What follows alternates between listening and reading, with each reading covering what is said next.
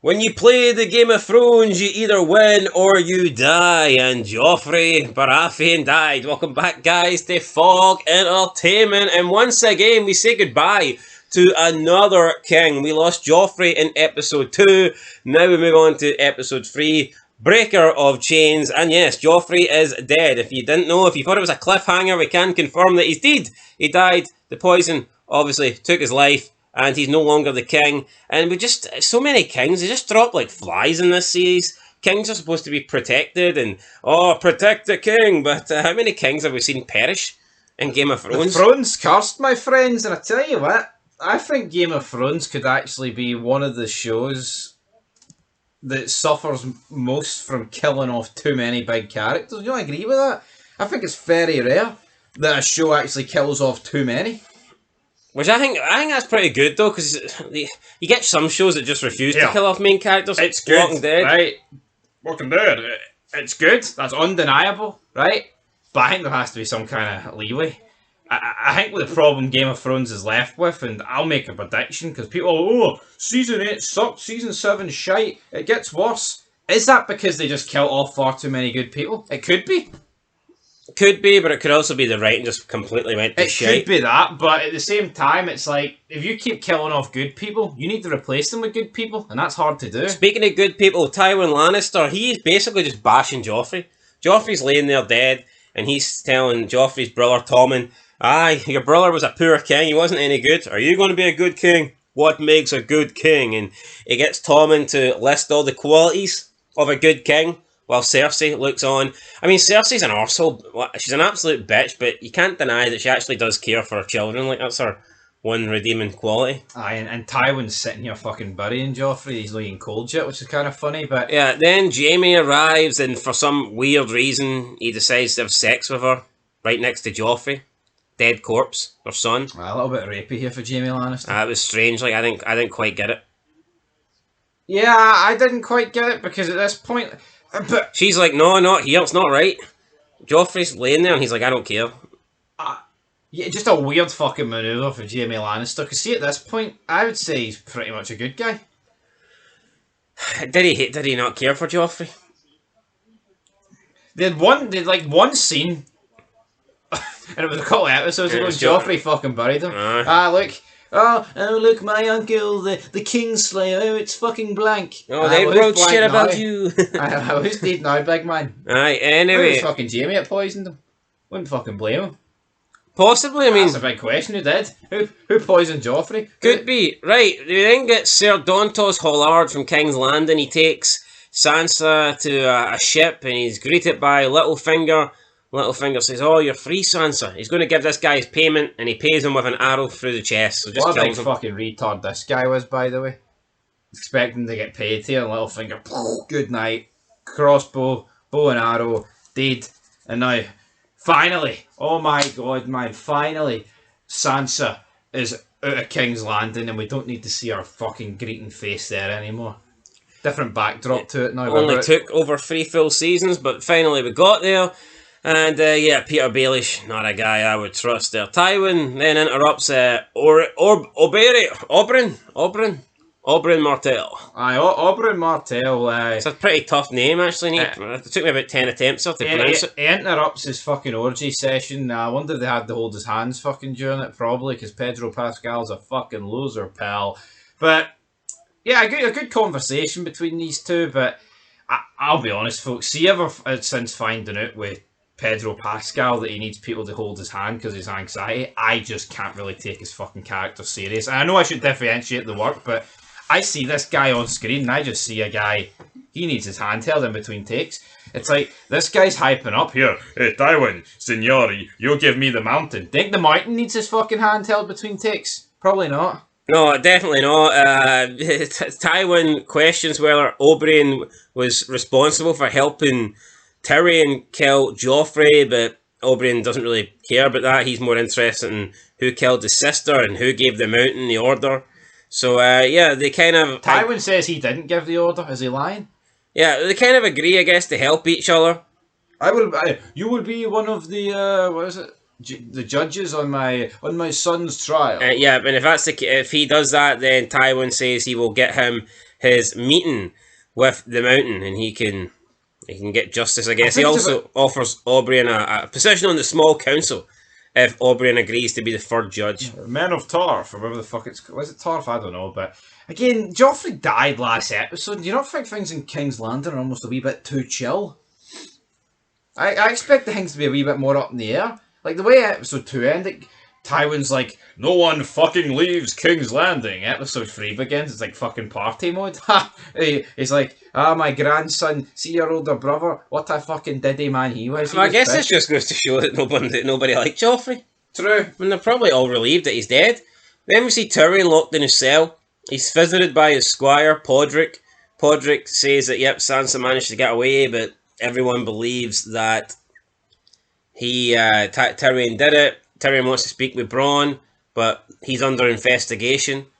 Pod says that Shay got away as well. There's no news on her, so Tyrion's grateful for that. He wants to speak with Jaime, and Pod says that he will try and make that happen, but he says watch out because there's spies, and I mean Tyrion at this point, I guess he's a little bit fearful for Pod's life, and he basically tells Pod, you can go.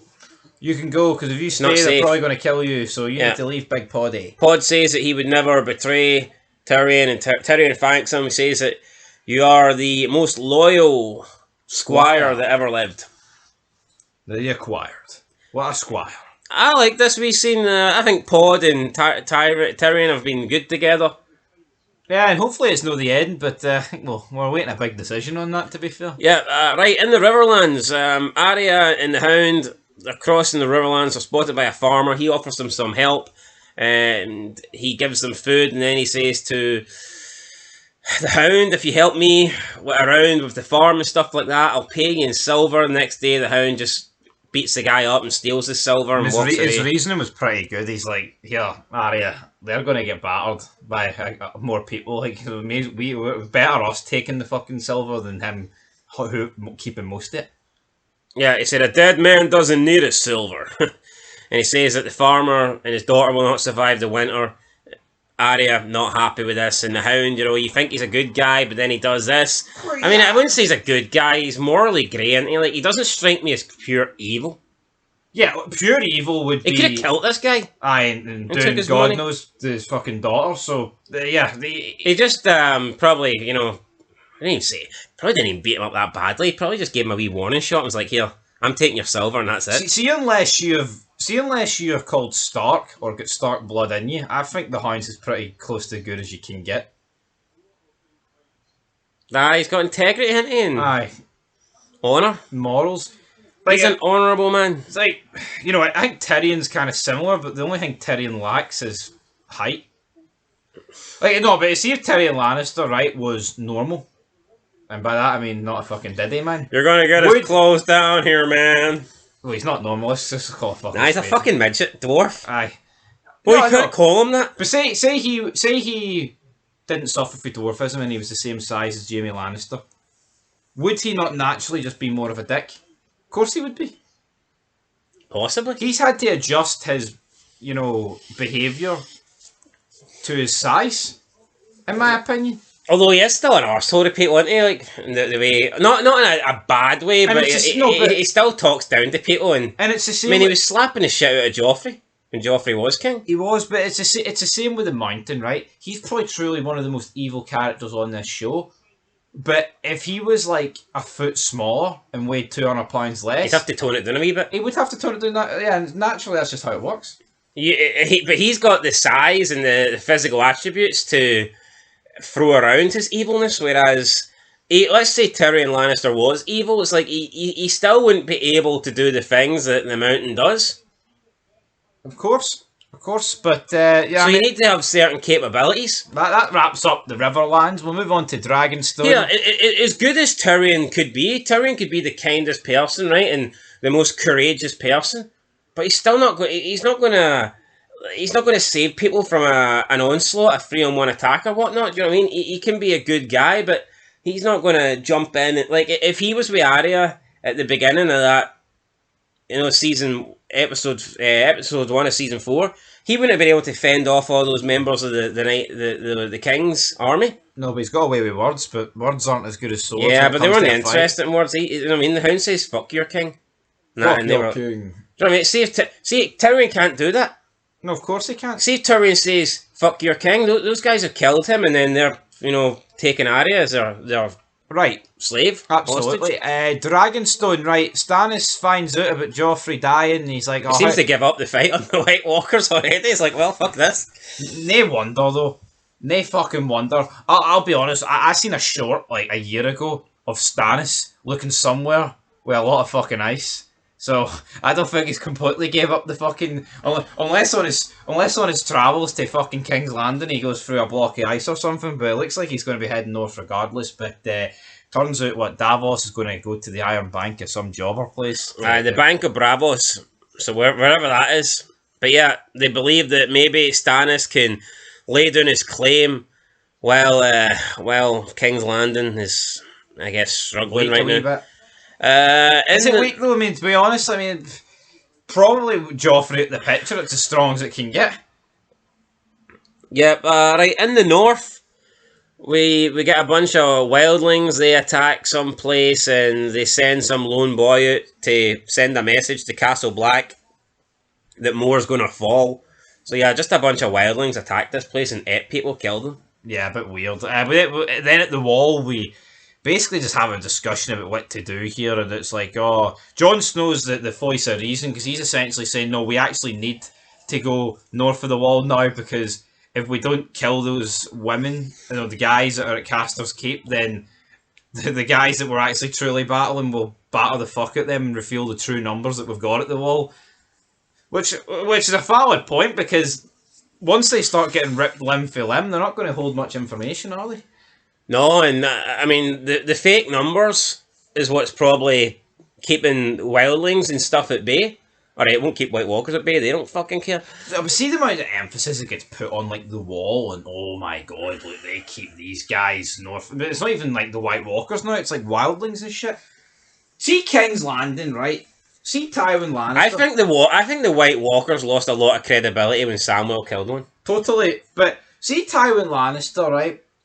See the way he's running things in King's Landing, right? Whether it was via proxy or kind of just sitting there making the decisions while he sent Joffrey to bed. Who is he most worried about? White Walkers, wildlings, some form of Stark rebellion, Stannis. I don't think he believes in White Walkers. True. They haven't seen it. But I think it's a myth. He knows there's people at the wall for a reason, though, so wildlings, fire them in there. Who do you think he's most wary of? Probably Stannis. Even though they've beat Stannis, it's like, well, I mean, who is it? The only guy that seems real. Well, in the north, I mean, he's already made a deal with, what's his name? What's the guy's name? He said Bruce Bolton? Aye, he's already given him the north, basically. Aye, but he has to take it just. But so he's already given him the north, so he's in cahoots with him. I mean, I guess Daenerys. But again, Daenerys feels like the White Walkers. But Robert was the only guy that really seemed to fear Daenerys. Robert was right. He said we need to fucking kill her. What is stronger, 5 or 1? Robert Baratheon was a good guy. Game of Thrones peaked, I think, in season 1. Yeah, and they killed them all off. You had Robert and Ned, 2 fucking real... And the dialogue was always great. I'm not saying the dialogue's shit in season 4, there is still some good stuff, but do you not feel like every scene in season 1, like, for the most part, was really good, and the dialogue was, like worth listening to, whereas I do think, like, the longer the show goes on, you're getting more forgettable scenes. Yeah, and I feel like it should be the opposite. I think after a couple of seasons, once you've established the characters, that's when you should get way more meaningful dialogue. Because you shouldn't have to rely as much on action. But here, I can't fault them for what they did in season 1. Yep, alright, Samuel Tarly, he gives Gilly up to this town, and I guess he doesn't really trust her at the Night's Watch, so he gives her away to some place where this guy gets too much screen time, and so does this woman. She's not really happy that he's leaving her at the inn, but he says, no, it's for your own safety. maybe he doesn't trust his brothers up at the Night's Watch, what they're going to do. But you're right. See the fact that he killed the White Walker, man. It's ridiculous. It's like, it's hard to compare it to many other things, but seeing like Resident Evil, did the Nemesis get took down by like, a fucking STARS member, or did he get took down by someone with special needs and fat? That's the reality here. Yes. And in the Meereen, we just had Daenerys. Oh. They arrive at another place where they're keeping slaves. Some guy pisses, other guy pisses. I kill him without even having to put much effort in. Brilliant. Yeah, they get into a duel, that's it. She doesn't want... Everyone's stepping up to fight for her. It's like, I can't risk you. You're my loyal servant. Oh, I can't risk you. You're my right hand. Oh, I can't risk you. You're the leader of the Sullies, the Unsullied. So it's like... And finally somebody steps up that I guess she can risk. Easily kills the guy that he's fighting. And then they get like a catapult and they just like launch these shackles. And I guess it's a sign to say, and they're free. Broken shackles, and I guess it's a sign of her saying to all these slaves, "Come with me." You know what I mean? Bow down to me, and you'll be free, kind of deal. I think Game of Thrones is mental, man. You look at like TV show formats. It's like normally TV shows go with the format of like you've got a fill-in for a season, maybe 2 at the most, right? That's like an arc. But Game of Thrones has been building up Daenerys since like episode 1. She's building an army. She's building an army. I'm just afraid by the time this army actually fucking marches on King's Landing, am I going to give a fuck? Because they've had 4 seasons so far to make me care. Yeah, you can add Sir Barrister Selmy, and you can add the guy for Resident Evil in there, and a few other guys that are good with swords. Hey, the guy that leads the Unsullied. But do you care for them? I think of every single group, I just don't care. That's the thing about Game of Thrones. You look at most popular TV series, yeah, you've got your core main characters, but normally, like every season, they'll add new groups and they'll add a new storyline and there'll be a new direction. With Game of Thrones, it's pretty much the same. The direction's the same, isn't it? It's like, they're all fighting for the Iron Throne essentially. And yeah, they introduce new characters, but then it's still the same families, it's the same houses, it's the same people fighting to be king or queen of the 7 kingdoms. But a key thing is, right, with other TV shows, if you've got a film that sucks in season 3, for example, but then you bring in a good one in season 4, it's kind of like all is forgiven. If you back the Daenerys horse for 6-7 seasons, and it's flopped, but you can't, by the time you get to like season 8, you have to go through it, do you not? And that could be a problem we're looking at later down the line. Could be a problem, buddy. Anyway, right, that was it. Breaker of Chains. Kind of a wee bit of filler episode. I expect a wee bit more for the aftermath of Joffrey. Yeah, I'm going to give it I'll give it a 6 out of 10. I'll give it a 6 out of 10 as well. Season 4, not the best. I mean, it's been alright, I guess. Joffrey dying's pretty big, but I hope we don't go in a limbo period here. I want blood. I want war. I want all that good stuff. Give me blood. Anyway, guys, that's it. We'll catch you in the next one. Till then, peace.